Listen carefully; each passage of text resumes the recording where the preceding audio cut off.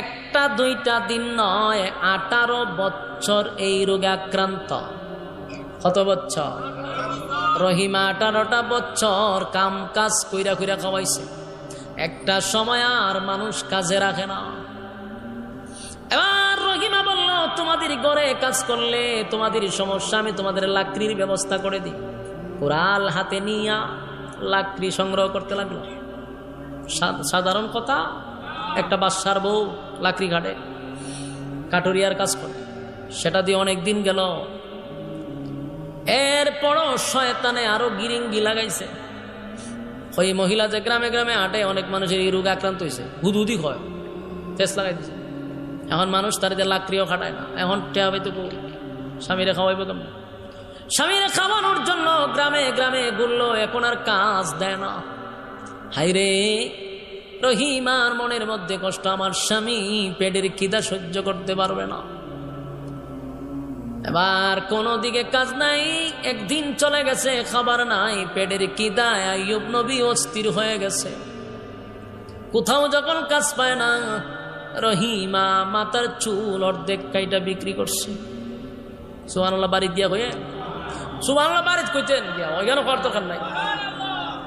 কেমনে কইতেন? আপনার বউ তো চুল কাটতে আপনারা খাওয়াইছে, হ্যাঁ? কেমনে খাওয়াইতো? সুবহানাল্লাহ তাই না। রহিমার মাথার চুল কাটছে শুধু স্বামীরে খাওয়াই বললে, আর কোনো কাজ নাই। কিতা করতো? খাওয়ানি তো লাগবে। এত সৌন্দর্য একটা মহিলার চুল অর্ধেক, শয়তান না বড় খারাপ, এইটাও সহ্য করতে পারছে না। এ মানুষের সুরত ধরছে, দইরা আইয়ুব নবীর কাছে গিয়া হোক, কয়ো খানা দেখাও, শুয়ে শুয়ে তো খানা খাও, জানো নি খাওয়ান কেমনে? ও কেমনে? ও তোমার বউ চুরির ধরা খাইছে। নাউজুবিল্লাহ, কিটাকে বাড়ি দিয়া কইবে?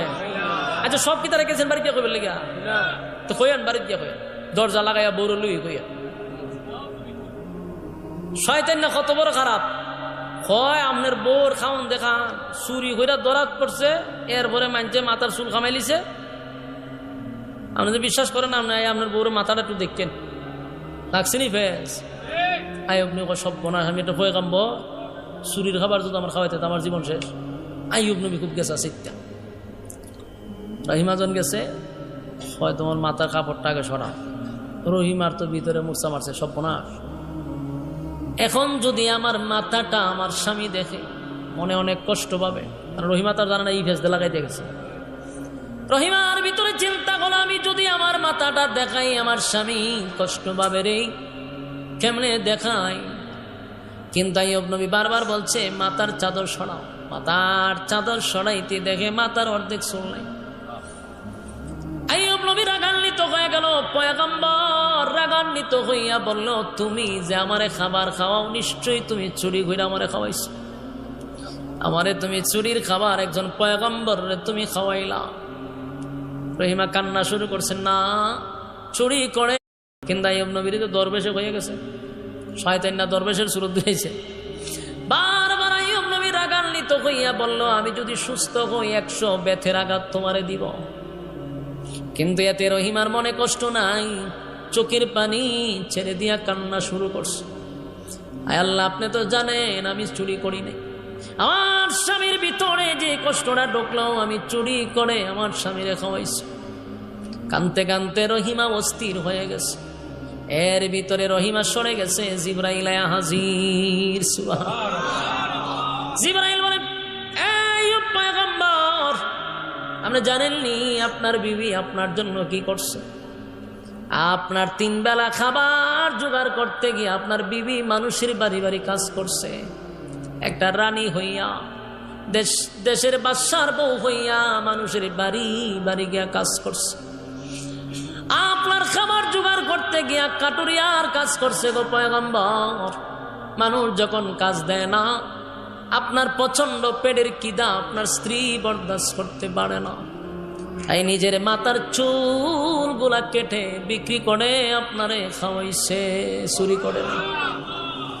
আইয়ুব নবী শুই না চোখের পানি ছেড়ে দিয়া কান্দে আর কয়, হায় রে, আমার রহিমা আমার জন্য এতটুকু কষ্ট করল, স্বামীর জন্য কত মহব্বত আর ভালোবাসা, যেই নবীর কাছে গ্রামের কেউ আসতে পারে না দুর্গন্ধের কারণে। শুধু দুর্গন্ধ নয়, কিরা পোকে সারাটা শরীর একেবারে জাজরা করে ফেলছে।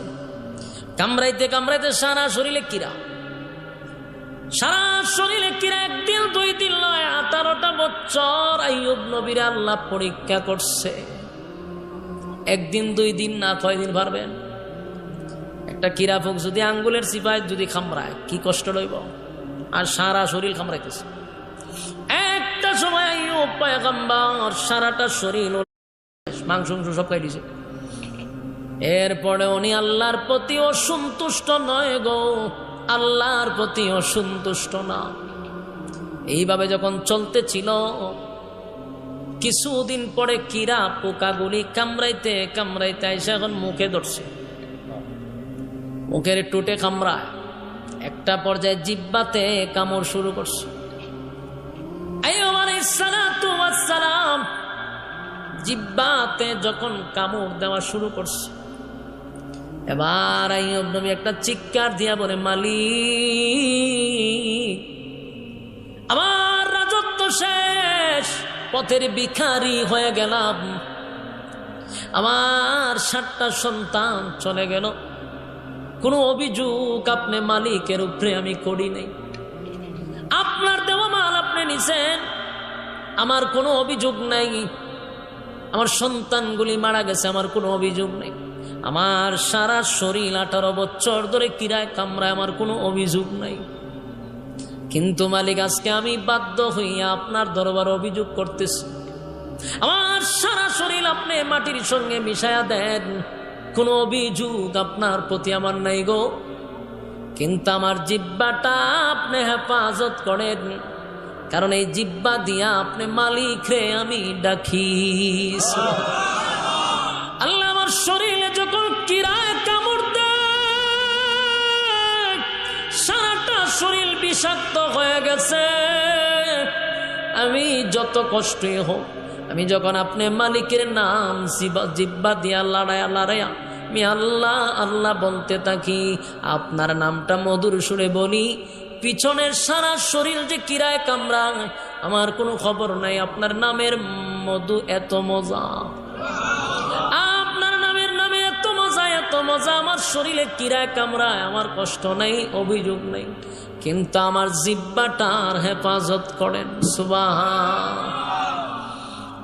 যুবক ভাই, আজকের এই কথাগুলির থেকে শিক্ষা গ্রহণ করেন, কোন নবীদের একটা গুনাহও ছিল না, সমস্ত নবীরা ছিল মাসুম, কিন্তু আল্লাহ সেই মাসুম নবীদেরকেও পরীক্ষা করছে রে, মাসুম নবীদেরকেও পরীক্ষা করছে।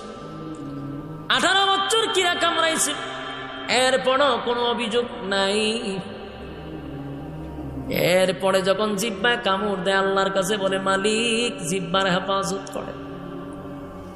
আল্লাহ তখন জিব্রাইলে পাঠাইয়া দিছে, বন্ধুরে, আমার আইয়ুব নবী আমার জন্য 18 বছর কষ্ট ভোগ করলো, একদিনের জন্য আমার কাছে কোনো অভিযোগ দিল না, আমার বন্ধু ফাঁস, পরীক্ষায় কি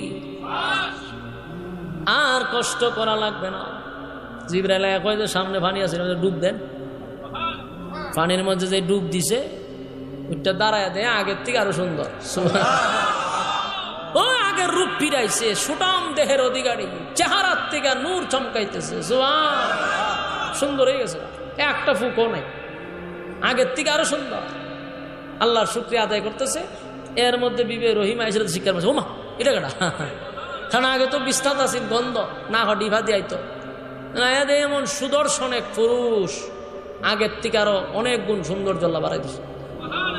এবার রহিমারে ডাক দিল যে, ভয় পাওয়ার কিছু নাই, আল্লাহ আমারে পূর্ণ সুস্থতা দান করছে। এই 18 বছর জঙ্গলে কাটাইছে।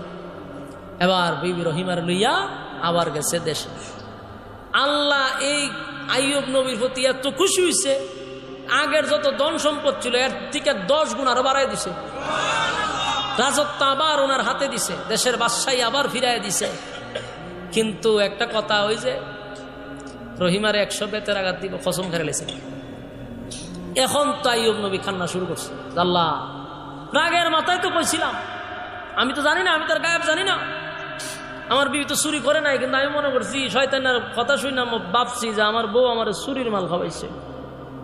আমি কইছি কসম করছি 100টা বেদ বাড়ি দিব, 100 বেদ যদি রহিমারে বাড়ি দেয় রহিমা মারা যাবে।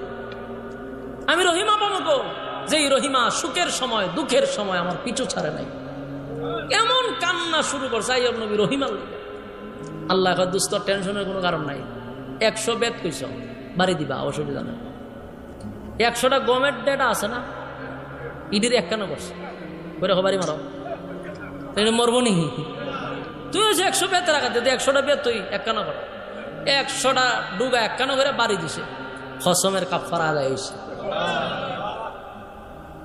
প্রত্যেকটা নবীকে আল্লাহ পরীক্ষা ছাড়া, নবীরা তেমনি মাসুম, জান্নাত এদের জন্য তেমনি আছে, এরপর আল্লাহ পরীক্ষার গাড়ে ফাঁস করাইয়া ঢুকাইছে। সুবহানাল্লাহ। আমার আর তোমার কি পরীক্ষা ছাড়ো? কথা বল না, পরীক্ষার জন্য প্রস্তুতি নেন। মুসিবত আসবে, কিন্তু মুসিবতের সময় ধৈর্য ধারণ করতে হবে, আর বলতে হবে আল্লাহ দিছে আল্লাহ নিছে।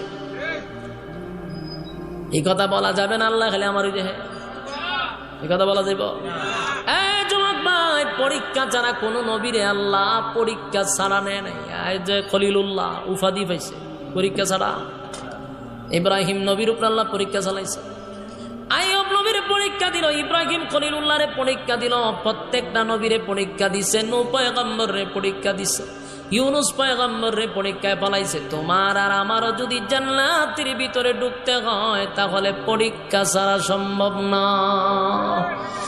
ইমানের পরীক্ষা দিতে হবে, আর যদি পরীক্ষায় ফেল করো, আল্লাহ বলেন ইন্না জাহান্নামা কানাত মিরসাদা। যদি পরীক্ষায় ফেল করো, জাহান্নাম তোমাদের জন্য উট পেতে বসাও, উট পেতে বসাও। ইন্না জাহান্নামা কানাত মিরসাদা লিত্তাগিনা মাআবা লাবিসিনা ফিহা আহকাবা লা ইয়াযুকুনা ফিহা বারদান ওয়ালা শারাবা ইল্লা হামিমান ওয়া গাসসাকা। কি তো চিল্লাচিল্লি করে, হ্যাঁ?